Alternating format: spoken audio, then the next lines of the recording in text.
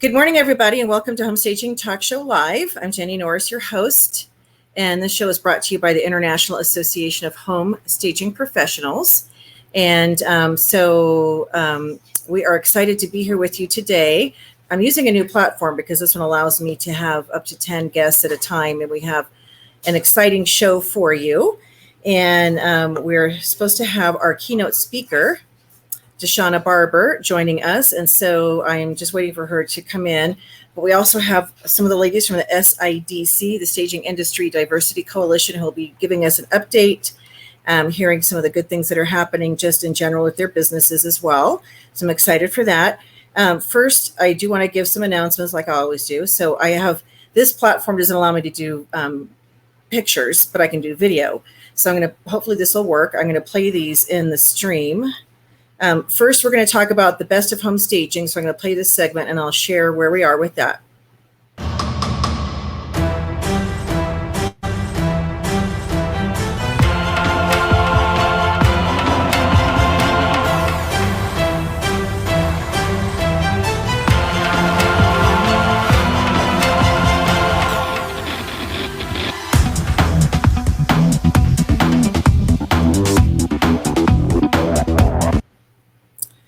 Okay, so Best of Home Staging right now, nominations continue until July 17th. So we have been sending out the notifications to those people who have been nominated. And if you haven't, I'm going to take this out of here because I feel like it's not working that great. Sorry, I'm at my warehouse and there might be background noise. I'm just going to preface it that way. We are loading for stagings, and I usually do this at home. I usually don't come in, but we have construction at home, so I didn't have a place to sit. So I'm here. But anyway, the Best of Home Staging goes until the 17th. So you have time to nominate other people, your colleagues, have people nominate you. And so the recognition, hopefully you've been seeing some of that going out. So again, till July 17th, that's the Best of Home Staging, recognizing those who are deserving of recognition for their excellence in staging, how they serve their clients, so client service excellence, and then also leadership, industry leadership. And industry leadership, some people have been submitting like, she leads her team or he leads his team or whatever. So industry leadership is what you do in the for the industry, not for your own business. And so those people will be recognized if you're serving in a capacity as a coach, a mentor, a educator, in leadership in a chapter or with an association or what have you. Those are the people that will receive that recognition. So that's exciting. All right, so this is when we're going to play. This is a promo for the conference, and it's if we all know about this.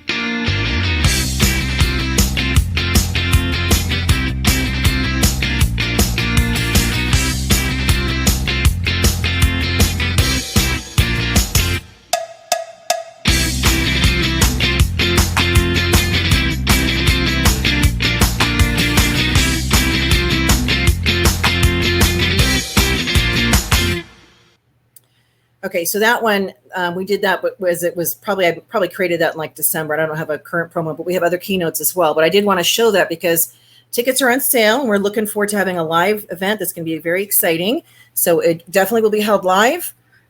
Whoever comes, we're so excited to have you joining us. It's going to be a really, really great time. We went to the hotel, I think it was a couple weeks ago, maybe, just to kind of revisit the space and meet our event planner and getting all the logistics together. So the hotel, is fully operational and taking all the precautions as needed if our state requires that. So right now they're allowed to have as many as 1,000 people in a room.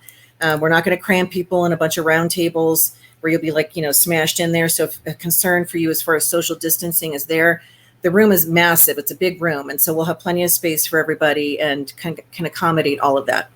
So get your tickets, register. Some of you guys are sitting on the fence. I know you plan on coming, but I got to know because we have to plan numbers and food.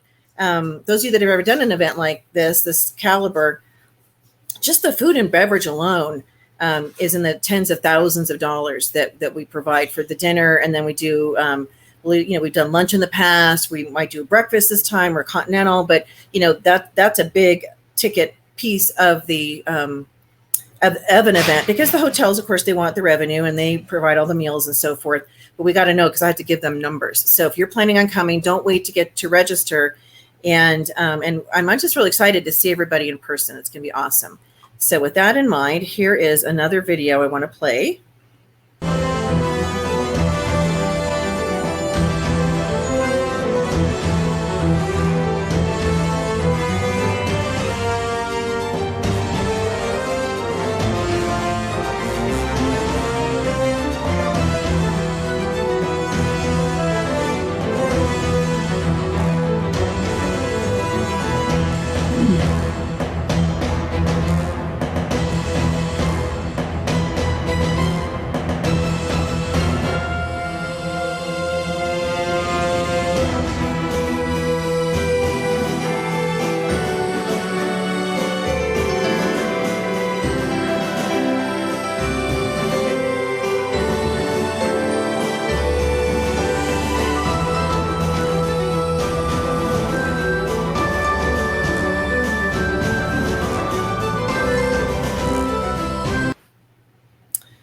So we're really excited to have Deshauna as our inspirational keynote. I think I put down motivational this morning because my brain is sort of fried. Inspirational keynote. And so again, she's supposed to be on the show today. So for any reason, something didn't get relayed to her, and I've actually reached out to her on social media as well. We will reschedule, but I think she was planning on coming in about 1:15. That was what we had scheduled. So excited for that. And then this last one, this is actually all of our keynote speakers. We have 4 keynotes. We bring you 4 for the price of 1. No other event does that. Here we go.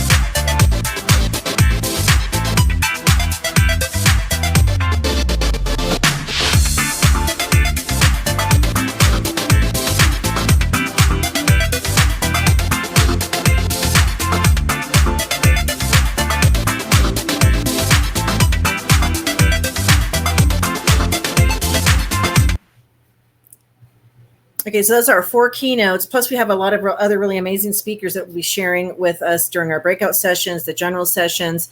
So the whole agenda is on the IAHSP Con Expo site. So you can actually check that out to see the lineup and so forth. And then, of course, we have our, the speakers are on the site as well. You can see their bios for those that have turned them into me. And everybody's really excited to share their topics. We have everything for beginners, intermediate, and advanced. Things from business organization, logistics, mindset, working with realtors, a lot of marketing, because our designation we're issuing at this conference is the Sales and Marketing Specialist. And so that's the IAHSP SMS. And the reason we selected that is because so many people in our industry were creative, but they may not understand how to market. And my saying is, those who market make it, because you have to market in order to get sales. And so we wanted to put an emphasis on that. But beyond our own businesses, how can we help add value to the clients that we serve in this capacity? Because realtors are always looking for ways to get to additional audience. There's ways that we can add value with helping to give them exposure with marketing.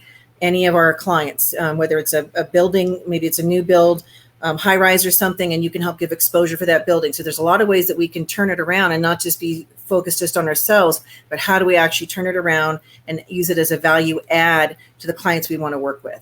So that will be woven throughout the 2 days of education. So it's not like in the past where we had like a 3-hour session, that was the designation. There'll be various speakers that when you attend the conference and you see these speakers, then you will qualify to receive the designation. So I'll be teaching on personalities, if you will. So it's a discovery session, DISC, discovery. Yes, Joseph Hecker is going to be here. He'll be talking about leveraging networks to grow your business. I believe he's speaking on, I think you're speaking on Sunday. So I'm excited to have him. He's a I talked about you last night. I was at home. I was bragging on you last night, Joseph. I hope your ears were burning. All the things that he does, he's amazing. So I love having you on the show. So we'll have to have you come on again. So he's speaking on leveraging networks. Johnny Fowler's session will qualify Joanne Leonard Weary. She's doing boss marketing, my discovery session. And then there'll be a couple others that will be part of the designation. And one of them is the realtor panel that will be on Sunday. And so we'll be hearing from realtors about what it means to add value as a stager, how you can kind of get out of the box and think about things differently. My son and my husband, real estate team, they'll be on the panel along with John Reagan, and we're looking maybe for a fourth person. But the goal is to be able to kind of turn it on its head a little bit, the marketing side, and not be so self-focused, but think about how we can help other people gain business. Because as Zig Ziglar always said, I believe this is his quote: "You help enough other people be successful, then that will lead to your success." And I'm paraphrasing, of course. But anyway, that is the goal. So I'm going to go ahead and bring on my ladies. So those of you that are watching, thanks for tuning in. If you want to comment, let us know you're here. I can't see who's watching, but I know that we are being viewed right now, which is cool. And of course, this will be recorded and then sent out and shared to everybody if you're not able to join us live. So let's see here. Tamara, I'm going to bring you in. I don't know what it does on your end. Oh, it just brings you right in here. Awesome. Okay. And then I have Bridget. Hi. And Sharon. And Deborah. Hey. Hey, ladies. How are you? Hi. Good. Thank you for having us. Hey, yeah. It's great to see everybody. And I'm hoping to see everybody in Denver in September. And Deborah, how are you feeling? How are you feeling? I think you're muted. Let's see. I can't hear you. So Sharon, say hello. Make sure I got to be. Hello, everyone. Gotcha. And Bridget. Hi, everybody. Okay, and then Tamara. Hi, everyone. Okay, and then Deborah, say something. Oh, I think we can hear you. You're. Can you say something? Oh no, we can't hear you. But I thought I heard rustling of papers. So you must be muted on. Let's see. There's a microphone icon, and on your end, so you should be able to turn your mic on. So you might want to try going out and coming back in. That might fix it. So how are you ladies doing? So Bridget, we had the privilege of having her. It was like the Bridget week. Yeah. we had you on the membership call, which was awesome, and then she was on the show. So it's great to have you. And Sharon, for those people that are watching, so kind of introduce yourself. So we'll start with you, Sharon. Let us know who you are, where you're from. I am Sharon Walker, and I recently relocated. So now I'm living in Myrtle Beach, South Carolina. I began as a stager in Dallas, Texas. Okay. So that's where most of my experience was, and working as a stager was in Dallas, but glad to be here in the coastal community, loving the beach. So it's been really great. So my in-laws traveled to Myrtle Beach. My kids were little. And so my mother-in-law found hermit crabs. Oh yeah. On the beach. And so she brought them on the airplane. She brought them home and then proceeded to give them to each one to our 4 kids.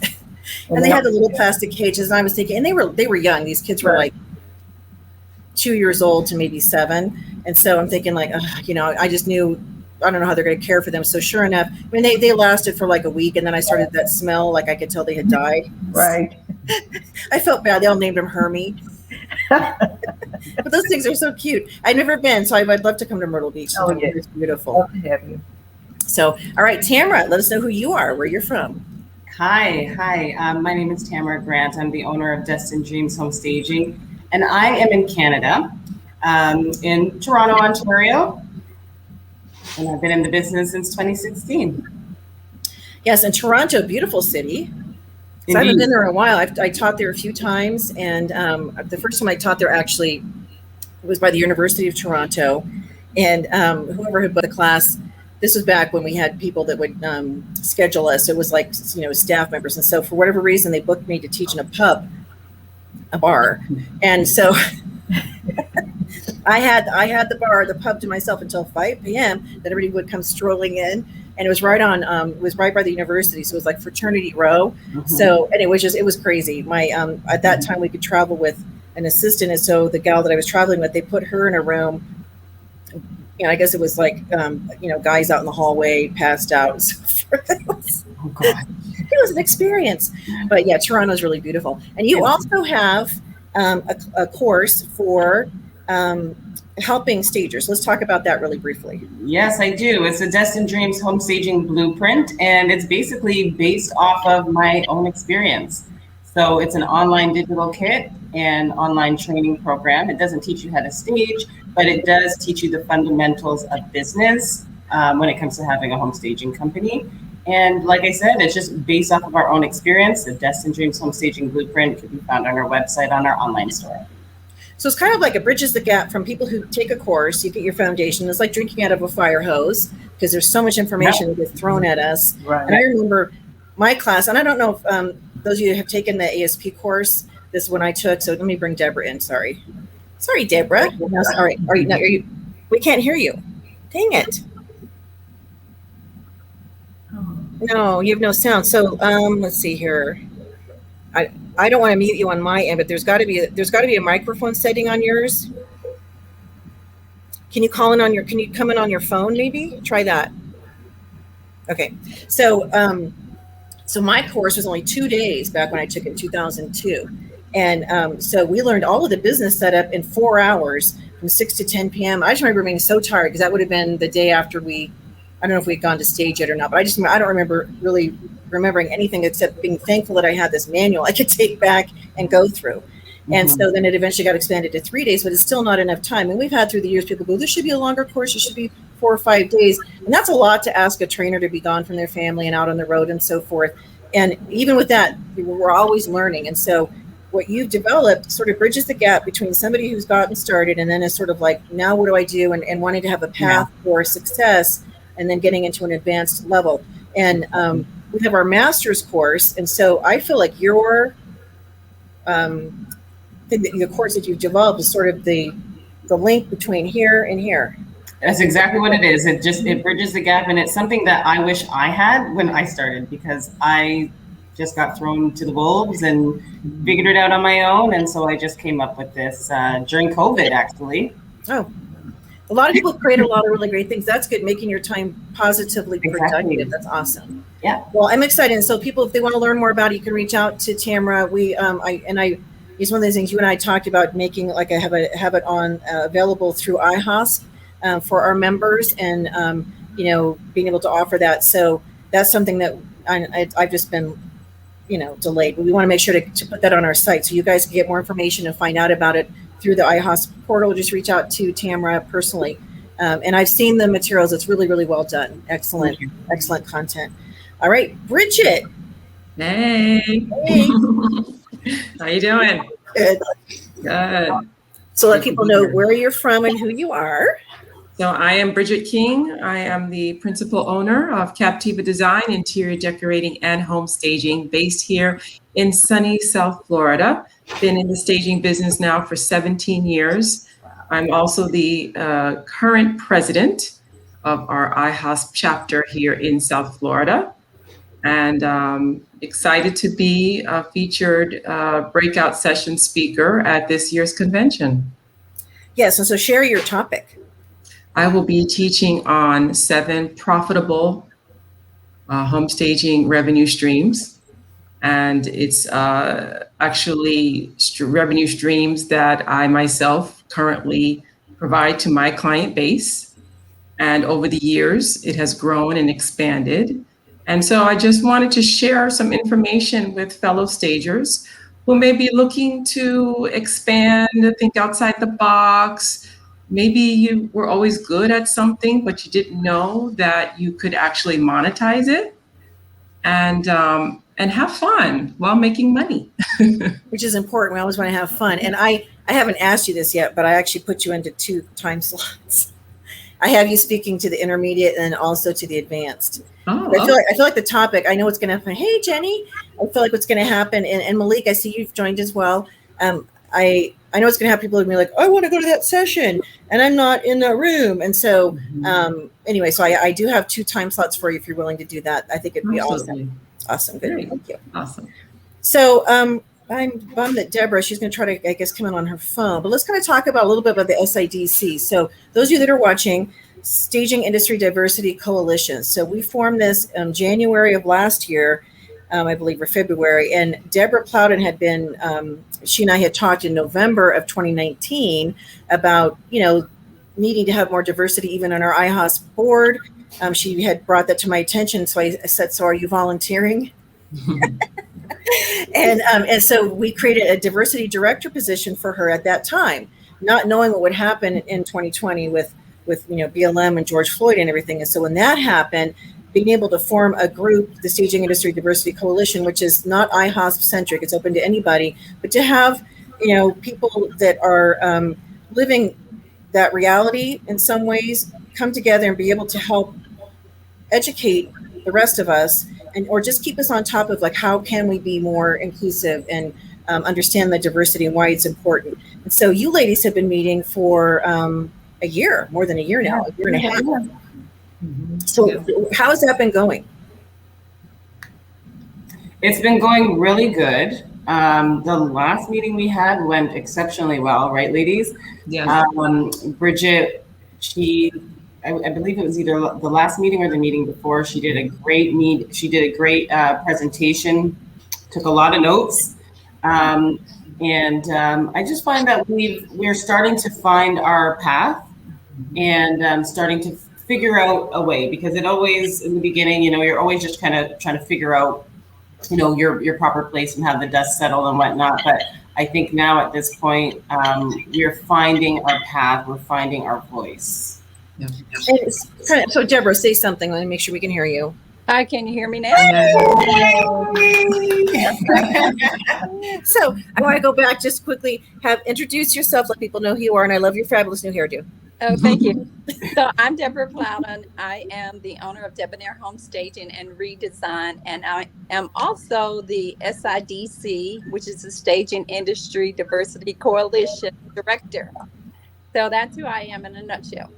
Mm-hmm. Awesome. So I was just saying, I kind of gave a little bit of background about that. You guys have been meeting for about a year and a half. And so we were just starting to talk about some of the things you guys have been discussing. And so just kind of give us an update of where we were and kind of where you guys are now. And just even in general with what's happening out in the world, and have we seen a change, a different perspective and so forth?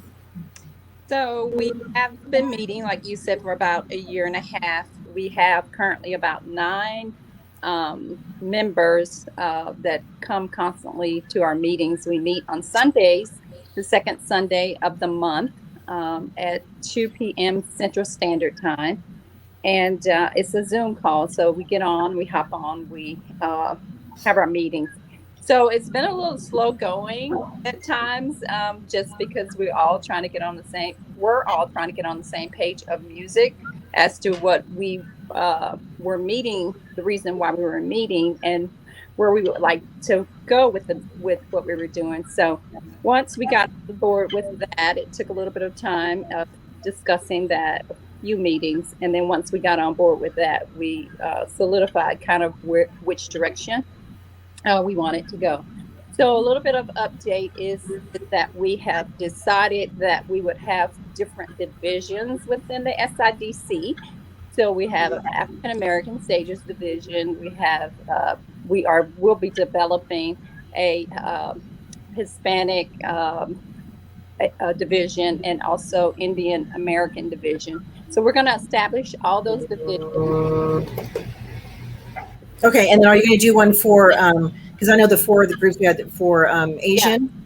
Yeah, the 4 that we talked about, Asian, Okay. all the ones that we talked about, Asian. I'm sorry, I can't remember the rest of them. It's okay. At this time. But anyway, we are going to be forming those. And then once we get those formed, then we'll take individuals from those different segments, and then we'll have the top level of the SIDC. Awesome. That's where we're going. I feel like that we have been just working to have cohesion within ourselves as a group, which, is awesome and fantastic. What I've seen in the field, as far as me personally, I don't think that I've seen much of a change. Not that it was bad in the beginning, but I don't think I've seen much of a change. So I invited the ladies to come on today so they can talk about their experience of the group and maybe their experience outside the group as far as, you know, being an African-American stager. Are you seeing more realtors using you, or has it been the same? You know, whatever they like to share. So that's why we're here today. So thank you. Awesome. Thanks, Deborah. And thank you for being the leader that you are. I really appreciate it. And are you feeling okay from your bout with the vid? Yes, I'm doing much better. I still have a little bit of cough from the pneumonia, but yeah, I'm doing better. Good. I'm glad. Be alive. Thank you. Yes, I know. Thank goodness. I know you'd come out to Denver. I was hoping to see you, and you didn't plan on getting sick. So I'm glad that you're fine. Yeah. That's good. All right. Well, so who wants to show? So Tamara, I guess I'll just, since you're next up on the little screen here. So kind of give us a perspective of what you think about where the group was, where it is now, where it's headed, and then what you've experienced in your business as well with related to all of this. Okay, sure. Yeah, I'm coming from maybe a little bit of a different perspective. A little bit, maybe because I'm in Canada, I'm north. So the climate is a little bit different, like the racial climate is a little bit different. However, I had mentioned before in our meeting over time that I think for the most part, I don't really deal with too much ignorance and racism. Personally myself, not to say that obviously it's not there, but I do have, I think it's really built on like my relationships that I built with realtors that just want to work with us work with me because of me, not because of the color of my skin, because of the actual results that I bring, the professionalism that I bring. So they look beyond that. We're a big melting pot here. I work with realtors that are of every ethnicity.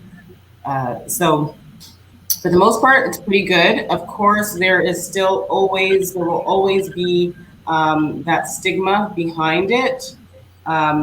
Just being a Black person, just maybe sometimes you think that somebody doesn't want to work with you because of your skin color, which is, I mean, it's sad, but it's realistic, because if we want to be honest, there's what do you call it, redlining. That was a thing in real estate. What is that? Redlining. How they kind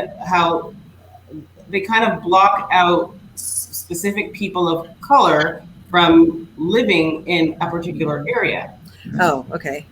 Right. So, with that being said, sometimes it could be in the back of your mind because we've already been oppressed, and that is something that's kind of generational that continues. Just being Black, and but for the most part, I'm doing okay. That's excellent. And so, and you said earlier that the climate in Canada is different than the U.S., I guess, as far as the perception. Is it more accepting, or how would you define it? Well, it's pretty similar still. Like, don't get me wrong, because Canada does have its own, badness. I'll say, without getting too much into it. But yeah, it's just really the climate is a little bit different because particular instances have occurred in the USA and not here, like George Floyd, right. Breonna Taylor. Those instances have occurred in the USA. So the fact that people are having conversations with their Black sons about how to react around police, that is prevalent here, but I feel like it's even more prevalent in the US because it's so known.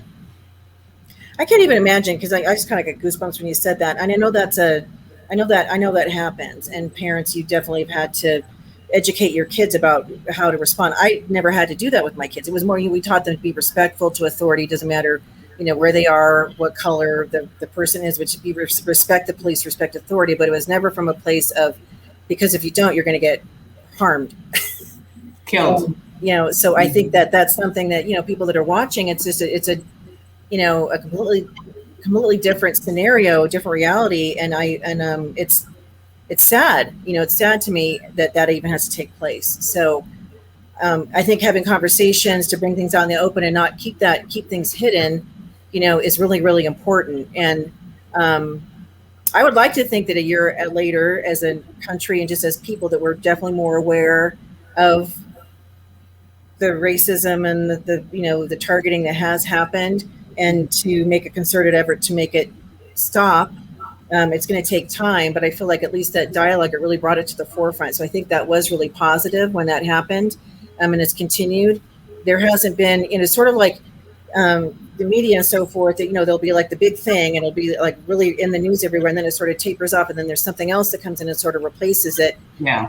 We don't want it to be replaced, because then it's going to go back to where it was. It'll be like, okay, well, it's not a big deal anymore, so we'll just kind of go back the way we were. And so I'm really hoping that's not the case. I'm hoping that we've seen some awareness and progress, that we make a conscious decision that we won't go back to where we're just sort of unaware of what's happening, and not holding people accountable, or teaching, whether it's a police officer or any person. I support the police. I mean, I'm thankful for them. However, I'm not in favor of any, type of violence against somebody that doesn't deserve it, and certainly not targeting people because of their skin color.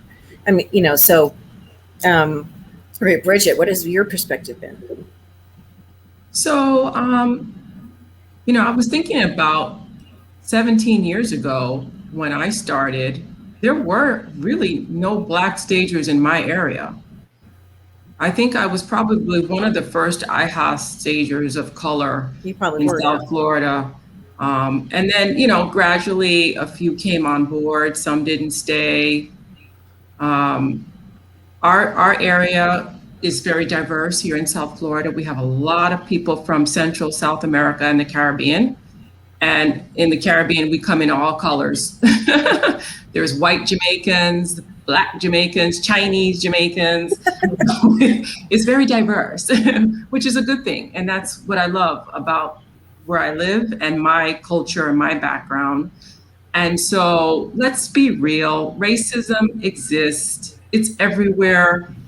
It will be around. It's not ever gonna all go away.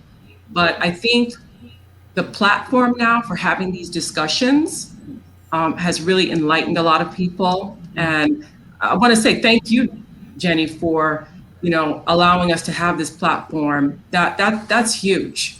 And having our group, because there are certain things that Black people, Black women go through that a white woman will not understand, or a white male will not understand.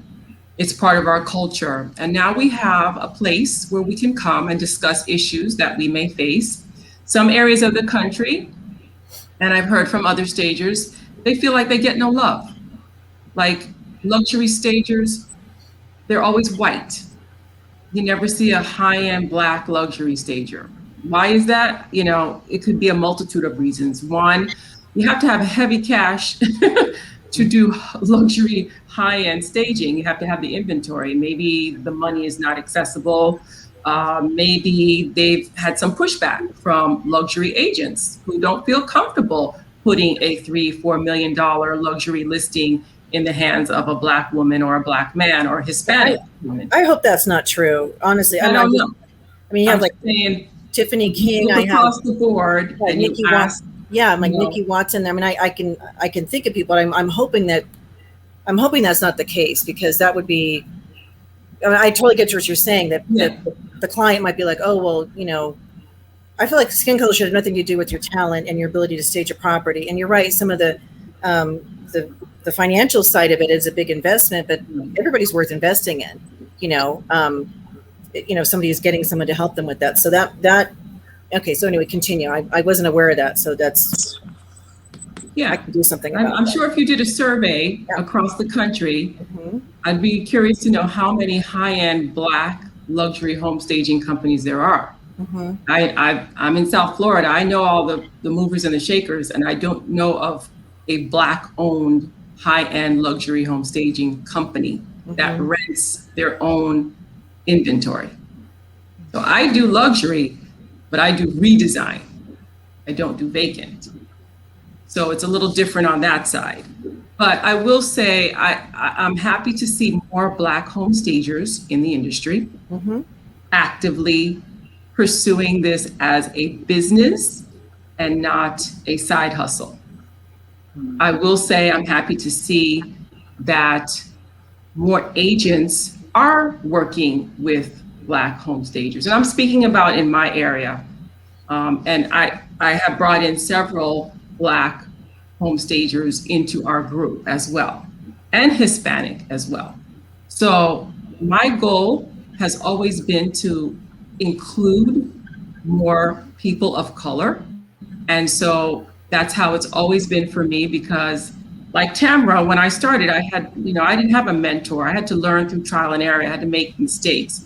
So I decided whatever I do going forward, I'm gonna put a hand out and bring a few on board. And so I train, I mentor, and girls come on and they learn, and then they take the course, and then they build their own business. So I'm happy to say I am seeing small improvements in our area. And I think we're on the right path by having this group. And I thank you for allowing us to have this platform. And I'm gonna have to jump off in about 5 minutes because I have to go to Boca for a consult that I couldn't move. But thank you for having me.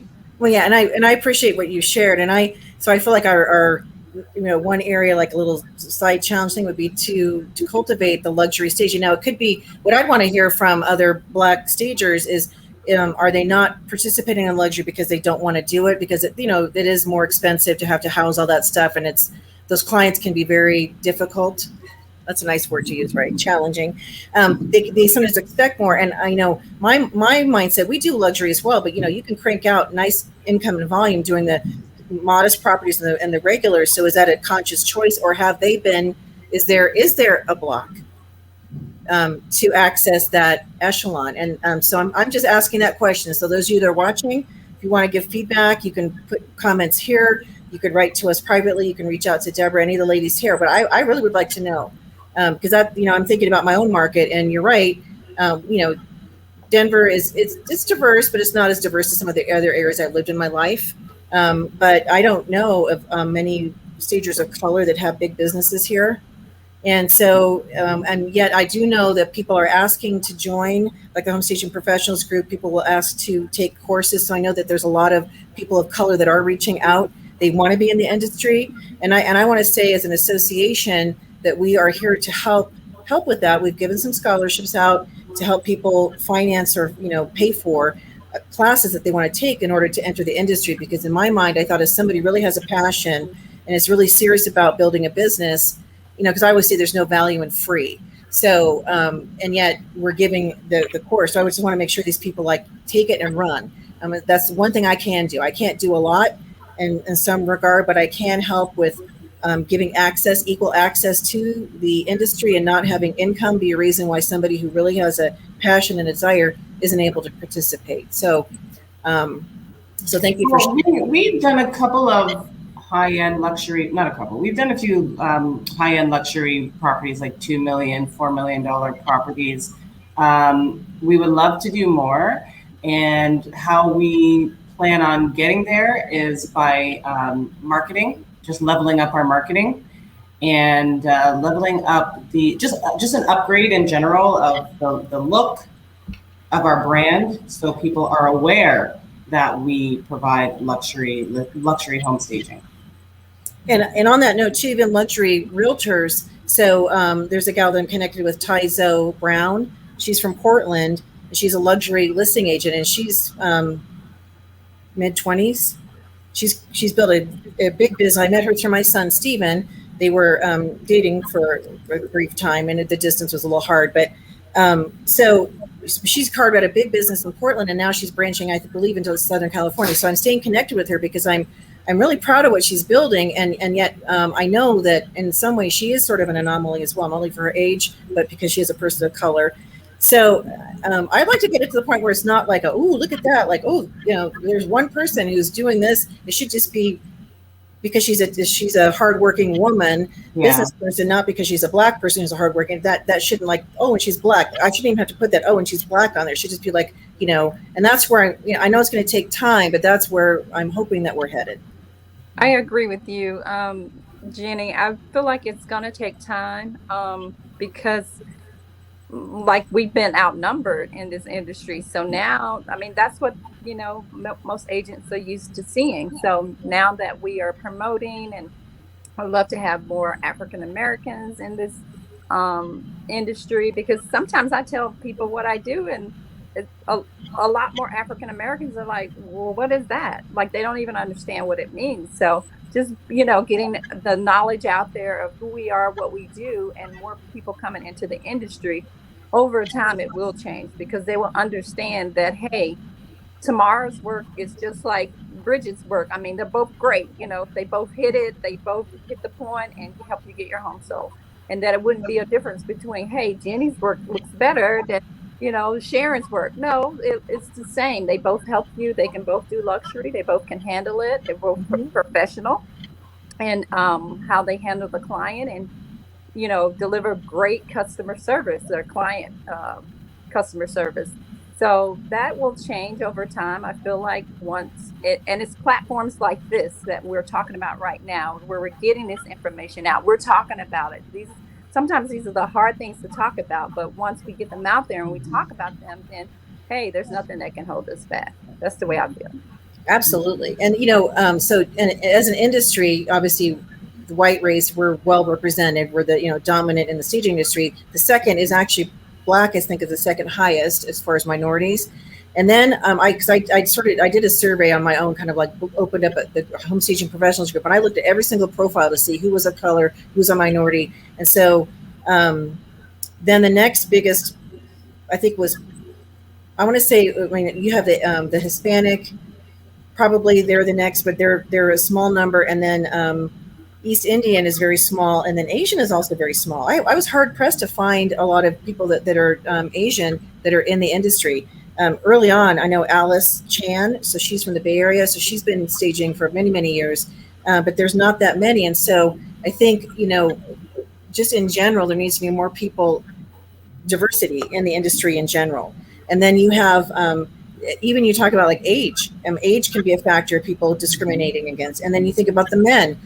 It is women dominated. So you have men that are in the industry, and how are they perceived? I'm sure everybody assumes, oh, every man who's a stager must be gay. And that's not the case. There are some, and there's some that are not. And so there's a lot of perceptions that as an industry that we need to definitely work on. So yeah, very true.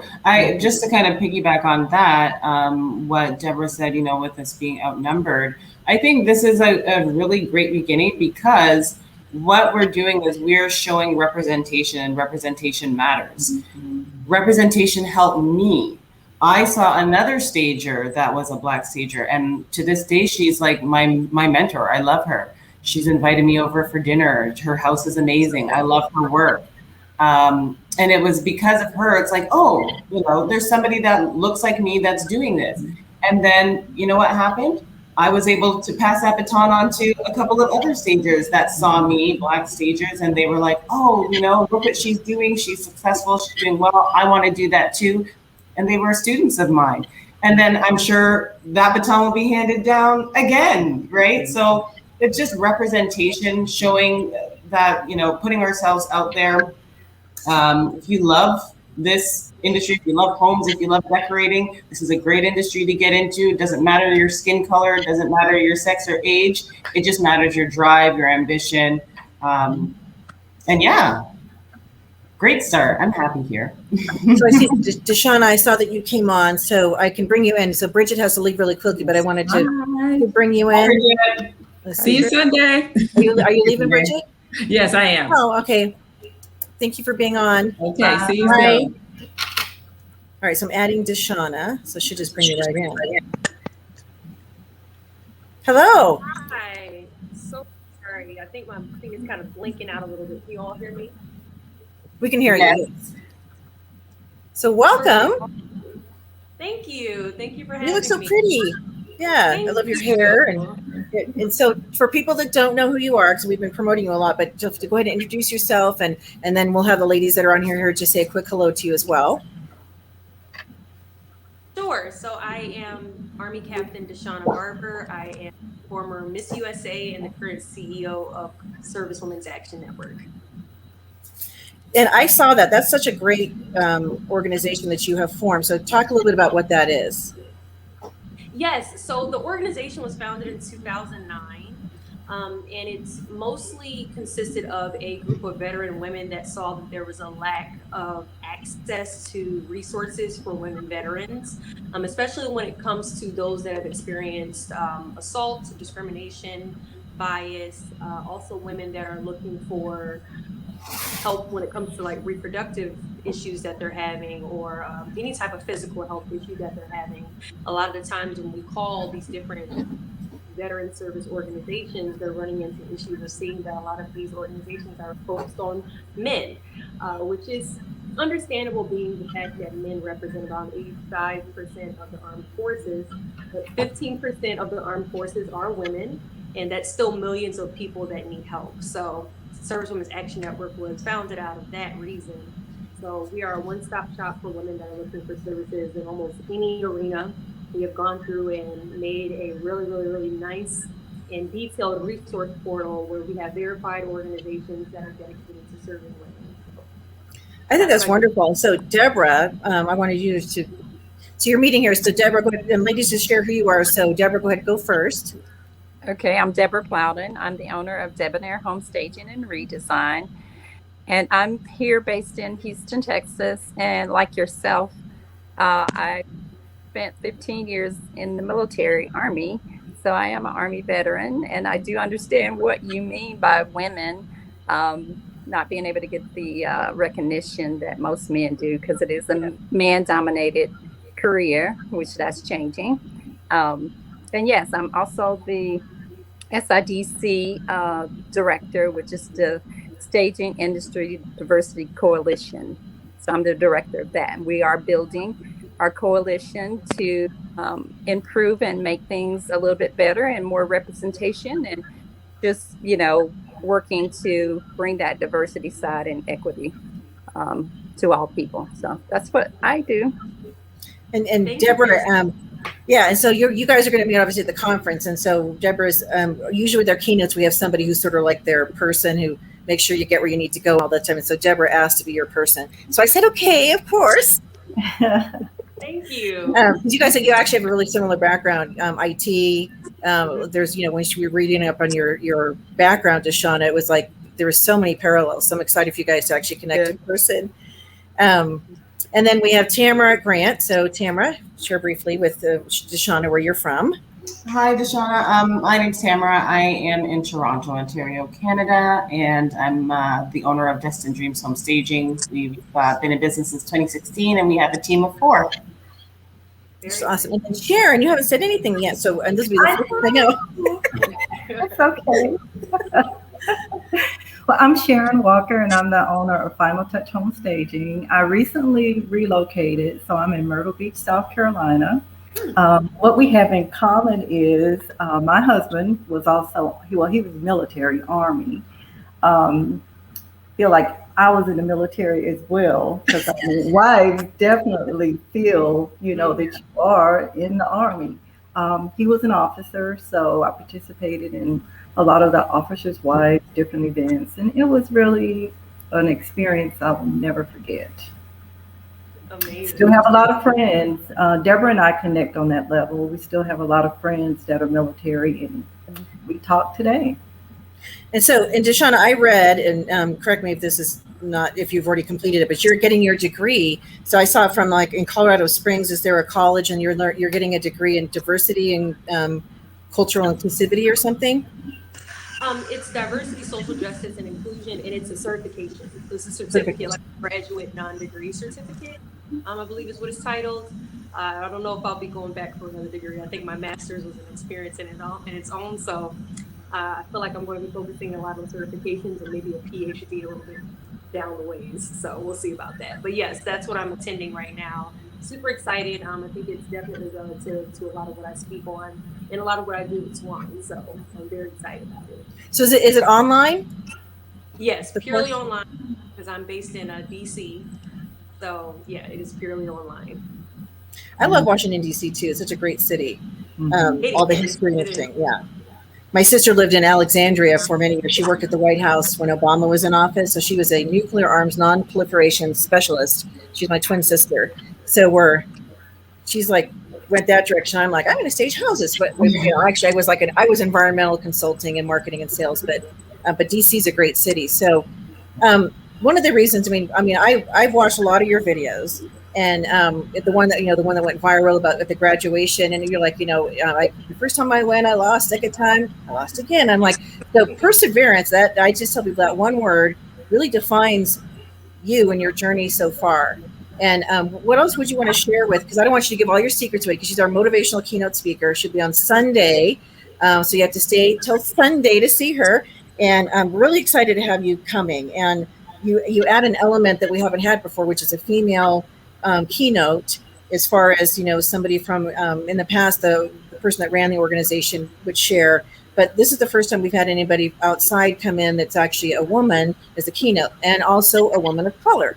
And I thought that was really important this year to have that. It didn't matter. It wouldn't have mattered what color you were. You're amazing, and your story and your journey is amazing, and we all need to hear it. So. Yeah, Deshauna, that's awesome that you're, broadening past, you're keeping yourself busy with many different interests. I think that's really important, even as a home stager. For example, I may own a home staging company, but I also pursue other things. I have my LLQP license, which is my financial license in order to assist people with their life insurance, getting term life insurance, and helping with their savings and building generational wealth. So I think that is even more important as a Black woman to be able to pass down generational wealth and generational knowledge, because we don't have that. And really what happens is when a baby is born, they're basically starting from scratch. But with life insurance, term life insurance, when we are to pass, we're able to pass on a death benefit. Also continuing on with financial licensing, getting my mutual funds license, and learning more about finances. As a business owner, I think that's really important that you are strong in managing finances and you're knowledgeable. Absolutely. What's so interesting about what you're saying is that, and it's similar to what Jenny was saying, is that a lot of the times we walk into situations and we have this like box that's sort of placed over us, and we're in a position where we feel as though we can only do one thing.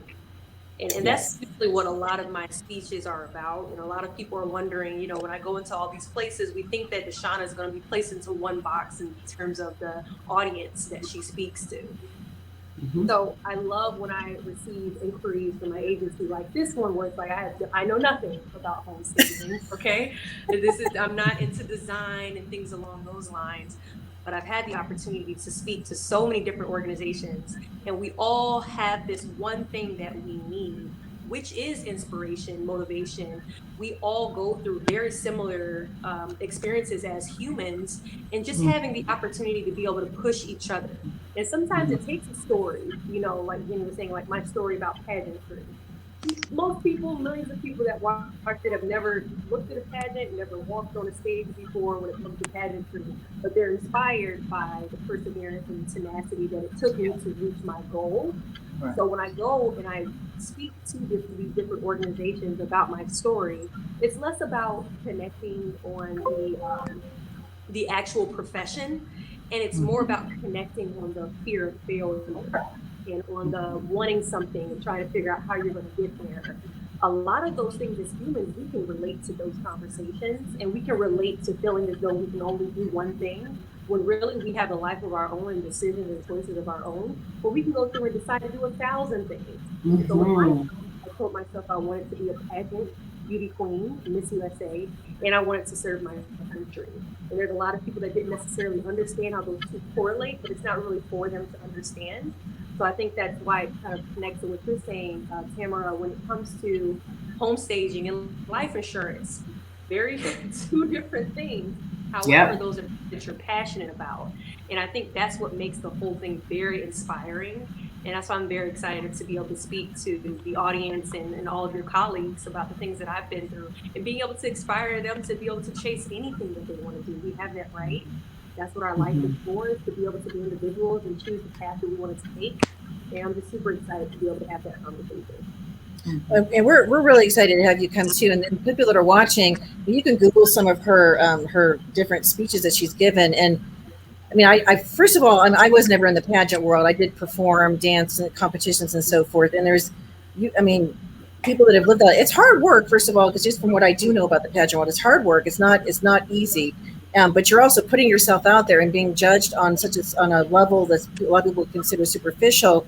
And the critics and so forth, and she's got a cellulite or all that kind of stuff. It's like you just put yourself out there. So most of us wouldn't do that.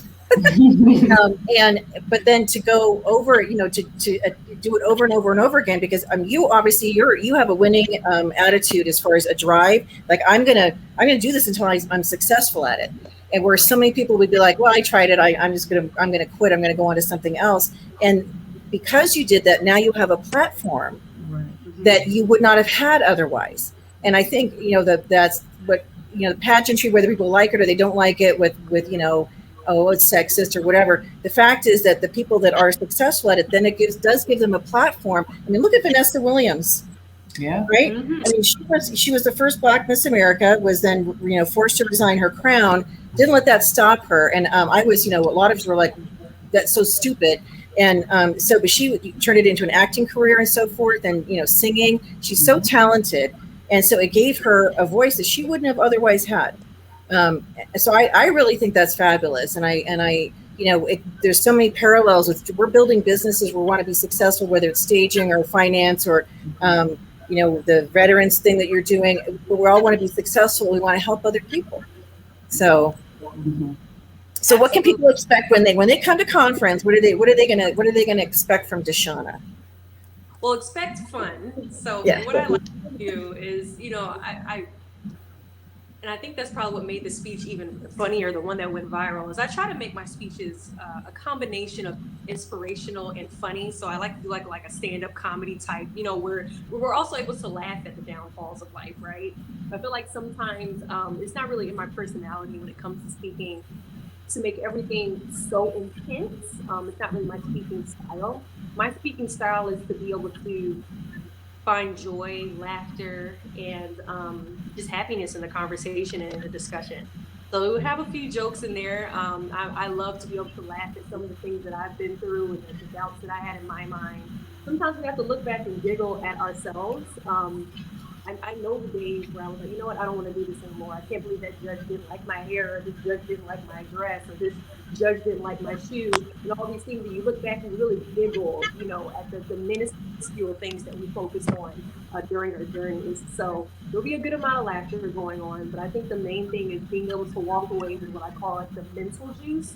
I think that COVID and the pandemic and the world shutting down last year, we all need that. Everyone's business was impacted, everyone's life was impacted, and we need levels of encouragement to be able to push us through the hard times, especially as business owners. And I know with you all working, home staging and things along those lines, the housing market was not the greatest last year. So you're dealing with those types of things as well. You're trying to keep people above the water in terms of feeling inspired and feeling driven. So I hope to be able to have that discussion and that conversation during the speech, to be able to just encourage people and to make them laugh at the same time. Which is so important. I love that we said joy and happiness, and because you're right, building a business can be super intense, and I'm not really a person that responds to like a motivational speaker screaming at me, like that just I just tune that out. But I think the joy and the happiness and the laughter. So we all need that, and so I'm so excited that you're going to be bringing that to our conference. Thank you for agreeing to be part of it, and whatever you're going to share, I know is going to be fabulous. And so I don't want to give any more secrets away, but those of you that are watching, you can see she's articulate, she's smart, she has so much knowledge just in her. I know you're not that old either, and so in your young life, you have experienced a lot, and that's why I put the 4 things on your promotion. You know, the beauty queen, the army captain, which you're currently serving, you're active military, and then the survivor, which I know there's a whole story behind that, and then the businesswoman. So maybe we'll get to see a glimpse of all those parts of you. I don't know, but I'm excited. And you guys want to say any last words to Deshauna? Because we're just about out of time. Deshauna, amazing. You're inspiring in this short amount of time that we've been on this call. Right. Rooting for you. Mm-hmm. Yeah, and I just want to say that I don't know if you know it, but we're one of the few organizations that have our own diversity group, and so we're very thankful to Jenny for allowing us to have this, because it's really, I'm new to staging. I might as well say new because I'm just starting to do it full time. And this group, they're really helping me to build very solid business foundation. They're mentoring me, you know, they're helping me with just the fundamentals, as Tamara said earlier. So we're very, very thankful and appreciative that, you know, everybody in our organization is just so welcoming, you know, and they really have supported us. So it's been a great venture, and I'm looking forward to staying with IAHSP and enjoying the ride, because it's been a great start so far. I appreciate you saying that. And I want to give kudos to Deborah, because it all sort of started with our conversation in Dallas in November 2019. And it's really grown from there. And I said this in the beginning that I'm not part of the meetings that the ladies have, and because I haven't lived a life of a person of color and experienced all that. So I wanted them to have a group. I'll facilitate. I'll do whatever I can to support it. And Deborah is the leader of it, and I am grateful for you. Thank you. Thank you. Once again, I just want to echo what everyone else has said. You know, I did approach you, Jenny. You were very open to the idea and probably hadn't even thought about it from a different perspective. So you were open to it. There's never been a no. So I commend you for that, and really, really thank you for that, because we could have had pushback, but you know, you didn't give us that. So thank you for this platform, and thank you for the opportunity that we have to meet and to converse with one another and build one another, whether we're Black, white, Asian, Hispanic, whatever. That's my goal, is to build. And I tell the ladies all the time, my goal is to help people, help anyone that I can. So, and that really is from my heart. But definitely, I don't say this to be racist or whatever, but definitely women of color. Those are the ones that I really, really, really want to help. So that's my heart. So thank you for the opportunity. Yeah, and it doesn't. People shouldn't take offense to that at all, because that's your life. That's who you are. And I can't. You can relate to people that are like you differently than I can. I love all of you and I support you, but I haven't walked in your shoes. And Deborah, you know, you've shared a lot of stories with me, and I've cried, and so I just think that it's wonderful what's happening. I'm glad I'm here to support that, and I'm excited that Deshauna, you're coming to our conference, and so people, get your tickets. Yeah, we know how many people are going to be there, and I'm doing what I can behind the scenes to provide an excellent event with top caliber speakers, and Deshauna being one of our great ones. So our inspirational keynote, she'll be there on Sunday morning. She'll be speaking, so she's going to take us to church. Right? Yeah. Amen. Thank you, Jenny, for lifting us up. I really appreciate it as well. Well, so thank you all for being on. Thank you all for tuning in. This is recorded, so it's live right now, and then we'll be sharing it to a lot of different platforms, so a lot more people will see it, and I appreciate it. Thanks everybody for tuning in, and we'll see you next week. Bye, everybody. Thank you. Bye. Bye.